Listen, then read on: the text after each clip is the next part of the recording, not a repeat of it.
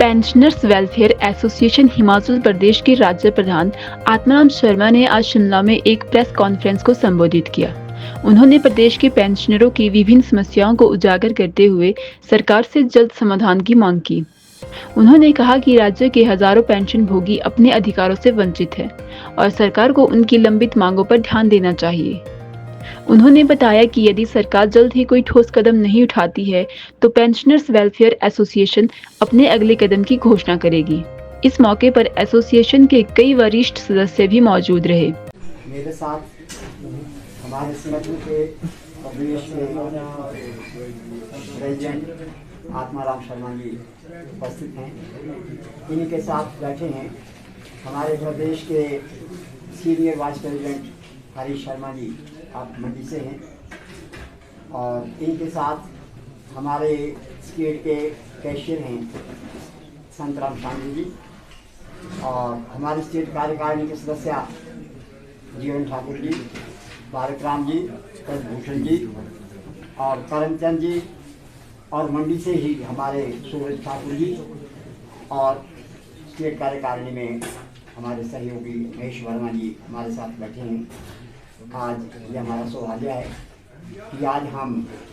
Press conference के माध्यम से अपनी बात सारे पेंशनर के सम्मुख रखना चाह रहे हैं। आज भी हम माननीय मुख्यमंत्री महोदय से मिलकर आए हैं। काफ़ी समय से ये कोशिश थी, प्रयास था हमारा कि हम अपने पेंशन की जो मुख्य हमारी डिमांड हैं, जो लंबित हैं, जिनमें के मुख्य बातें ये थी कि एक तो मुख्यमंत्री महोदय ने हमें आश्वस्त किया था पिछले वर्ष,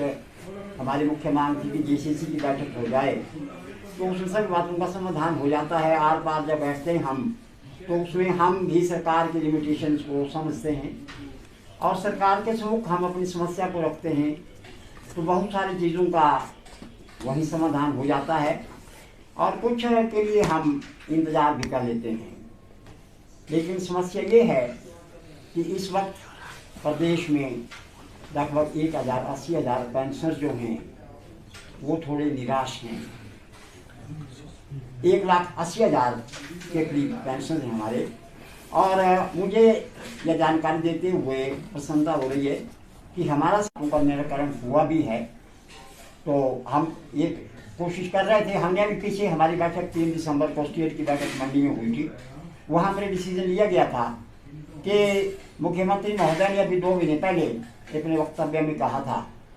कि इस आने वाले बजट में मैं पेंशनर्स के लिए भी और एम्प्लॉयज़ के लिए भी जो है मैं कुछ बजट का प्रावधान करूँगा, उससे पहले नहीं कर पाऊँगा। तो हम चाह रहे थे कि अपनी समस्याओं से हम मुख्यमंत्री महोदय को अवगत कराएं। तो आज वो मौका हमें मिला। मुख्यमंत्री महोदय ने हमारी बातें बड़ी ध्यान से सुनी, हमने उनके सामने सारी समस्याएं अपनी रखी और समझा है, और हमें खुशी है इस बात की कि मुख्यमंत्री महोदय ने पूरा आश्वासन दिया है हमें कि उन्होंने कहा मैं ही नहीं, प्रदेश का कोई भी जो मुख्यमंत्री होगा या होता है वो चाहता है कि मैं अपने लोगों के लिए, मेरे जो सारे प्रदेशवासी हैं उनके लिए ज़्यादा से ज़्यादा मैं कार्य कर सकूँ। सुविधा के लिए उन्होंने कुछ कहा कि आर्थिक संकट की वजह से थोड़ा समस्या हो गई है। हमने उनके सामने एक बड़ी बात रखी, हमारी बार बार हम डिमांड करते रहे कि हमारी जो पेंशन जो है वो 1 तारीख को पढ़नी आवश्यक हो जानी चाहिए, क्योंकि 1 तारीख एक ऐतिहासिक डेट है जिससे कि कई प्रकार के पेंशन को या एम्प्लॉयज़ को हम पेमेंट्स करनी पड़ती हैं। उन्होंने इस बात को माना था, लेकिन इस बार थोड़ा ऐसा हुआ कि हमारे 2-3 जिलों में वो पेंशन नहीं पड़ सकी है। तो उन्होंने आश्वस्त किया कि कुछ कठिनाइयों से नहीं हुआ है, लेकिन बड़ी शीघ्र जो है वो पेंशन सब डाल दी जाएगी। इसके साथ ही हमने कुछ और समस्याएं जिनका विस्तार से वर्णन करेंगे हमारे प्रदेश के प्रधान आत्माराम शर्मा जी, उनके सामने रखी हमने, और उन्हें ये बताया, मुख्यमंत्री महोदय ने कहा कि हम थोड़ा सा मुझे समय दीजिए, आप थोड़ा इंतजार करिए। सरकार से ये आशा भी करते हैं कि तो समस्या ये भी है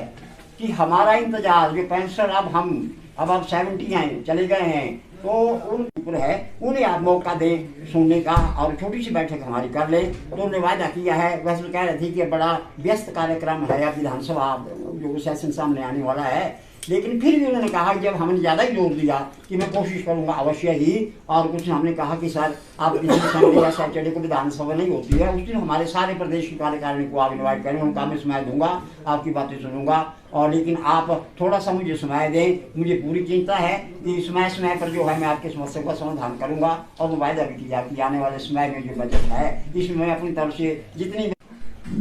प्रेस के सभी साथियों को मेरा नमस्कार। आपका मैं यहाँ अभिनंदन भी करता हूँ, क्योंकि आप समय समय पर हमारी जो पेंशनर्स की मांगे है वो सरकार के सामने तो उठाते ही है हमारे आपके माध्यम से, और इसके अलावा जो आपके माध्यम से पूरे प्रदेश में हमारे पेंशनर्स में जो है हमारी जो डे टू डे एक्टिविटी है या जो भी कोई मेन हमारी जो डिमांड होती है सबके सामने रखते हैं कि स्टेट की कार्यकारिणी जो हमारी डिमांड्स है उनके लिए क्या काम कर रही है। ये आप मुद्दे आप जानते हैं,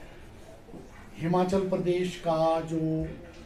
हमारा 6th पे कमीशन था और सेंटर का 7th पे कमीशन था वो 2016 से लागू हुआ है, पर उसके जो ड्यूज है अभी तक जो हिमाचल प्रदेश के कर्मचारियों को और पेंशनरों को पूरे नहीं मिले। पिछली सरकार के दौरान भी हमारे को सिर्फ 50,000 रुपया ही मिला था, और 20% उन्होंने उस टाइम घोषणा की थी कि इनको 20% मिलेगा, पर उसमें राइडर था 50,000 का। और ये गवर्नमेंट भी जब से आई है कुछ डीए की 2 किस्तें हैं वो उन्होंने दी है, पर उसका एरियर भी अभी पेंडिंग पड़ा हुआ है। और इसके अलावा हमारा 11% डीए जो अभी ड्यू हो गया, जो हम सेंटर से पीछे चल रहे हैं। और जहाँ तक एरियर की बात है 6th पे कमीशन की, खास करके पेंशनर्स की एक जो कैटेगरी है वो 2016 के बाद के जो पेंशनर रिटायर हुए हैं और जनवरी 22 तक के हैं, इनका बहुत सारा पैसा सरकार के पास पेंडिंग पड़ा है, क्योंकि जो 22 के बाद पेंशनर रिटायर हुए उनको सब मिल रहा है। जो 22 जुलाई अगस्त के बाद या 23 में जो 24 में जो हुए उनको पूरा मिल चुका है, पर वही पेंशनर जो 2016 और जनवरी 22 तक के बीच के है उनका तकरीबन एक 8-10 लाख एवरेज है, और कईयों का तो 15-20 लाख पेंडिंग है।